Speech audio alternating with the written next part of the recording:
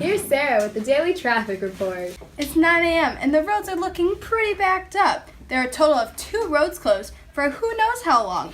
Also, the roads that are open are covered with potholes. So careful driving out there, even though we all know how Michigan drivers are. Back to you, Sanjana. Yikes, looks like the roads have a lot of problems. Let's go back to Sarah for Fix the Roads. Thanks, Sanjana. So we've gone around to local people to hear what they have to say about the roads in Michigan. Oh. Hi, what's your name? Hi, I'm Christina.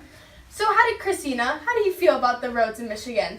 I think the roads are just awful. I know a girl who drove down the highway, popped her tire, and then drove the rest of the way home on her rims.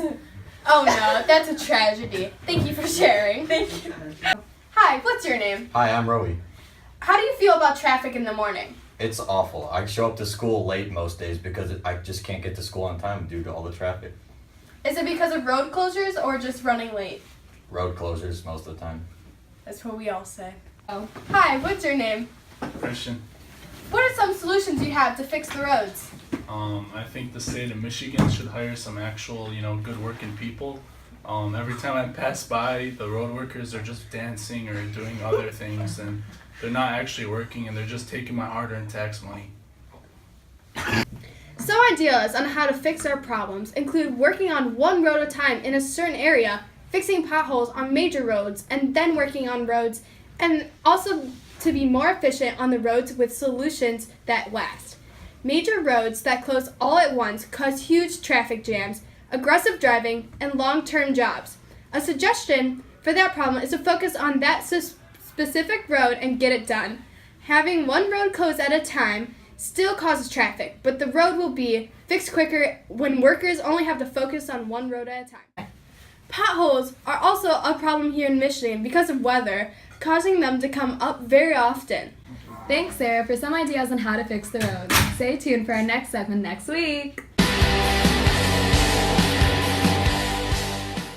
Clean energy has been a consistent problem throughout the state. Let's go to Rowie to see what energy expert Joshua Barclay has to say about it. Hello, Mr. Barclay. Would you like to answer some questions about clean energy? I would love to. All right. First of all, how do you feel about clean energy in the state of Michigan? Clean energy is obviously something is greatly needed in the state of Michigan, primarily, if not anything else, because we have the Great Lakes here. We have the largest freshwater bodies in the world, minus Lake Baikal, but certainly the largest freshwater body in North America. So we got some really precious resources. We can't get those clean once they've been polluted, and already fossil fuel generation has caused some serious pollution, including mercury in the lakes, mercury in the fish, PCBs in the fish, and other problems in the atmosphere as well, especially climate change. Climate change could affect Michigan a lot worse than other areas simply because of our water resources. We have a lot of farming here that has already been negatively affected by climate change, so it's critical for Michigan and for the world. True. You want to talk a little about the Earth Club's new project here at the school? Absolutely. I was very happy to be part of it. Effectively, the Earth Club kids managed to do all the research necessary, get the funding, including tens of thousands of money in fundraisers and grants. They applied for all the grants and won 3 grants. So we got all the money that way, and we also did the energy audit. Before you do any kind of solar installation, you really want to figure out how much energy you're using. Could your needs be provided by solar? And I think you were part of that. A lot of these kids were part of that, figuring out could we provide enough energy with solar. Turns out we can. Calculations showed we needed about 20 kilowatts. So sure enough, we tried to start pricing out 20 kilowatt systems. Without this amazing new financing mechanism, we wouldn't have had it, because if you just buy it outright, 20 kilowatts cost about $70,000. We raised $20,000, but amazingly, we were able to find a financing mechanism through Chart House Energy where we actually have the school pay less than they were paying before for electricity for a period of 5.5 years, and then we buy the used array for only $20,000. So more than like a 50% savings on this thing, really, an 80% savings almost. Maybe 70%, you can do the math. But we're able to get this array, so the school will entirely own it in 5.5 years. So do you think schools throughout Michigan could enact these types of plans? Oh, absolutely. And this is something that schools have got to do simply because electricity is becoming more expensive. And solar at this point, right now, in 2018, solar energy can be bought cheaper than what you pay for from DTE. I've got proof of that because not only our school district has an alternative electric supplier, meaning we actually pay wholesale. We didn't even pay DTE's prices. We were able to beat that price with solar. So where you and I are paying 15 cents a kilowatt hour, the school district only pays 8.5 cents a kilowatt hour for the stadium circuit out there, but we were able to beat even that price with solar, cut it down by 10%. All right. Thank you so much for your time. Sure thing, very happy to. Back to you, Sanjana. And here's Zane with his segment on Michigan taxes.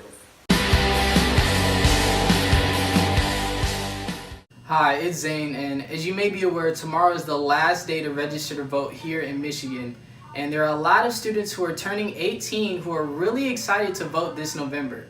Now, there are some students in the 16, 17-year-old range that are not yet able to vote. I have a student here today who would like to address this issue. Hey guys, it's Aubrey, and I'm very concerned because I'm 16 years old and I'm still not able to register to vote. This country was founded on no taxation without representation. And I work at McDonald's from 4:30 to 6:30, and every time I get that paycheck, all kinds of taxes are being taken out of my paycheck. All kinds.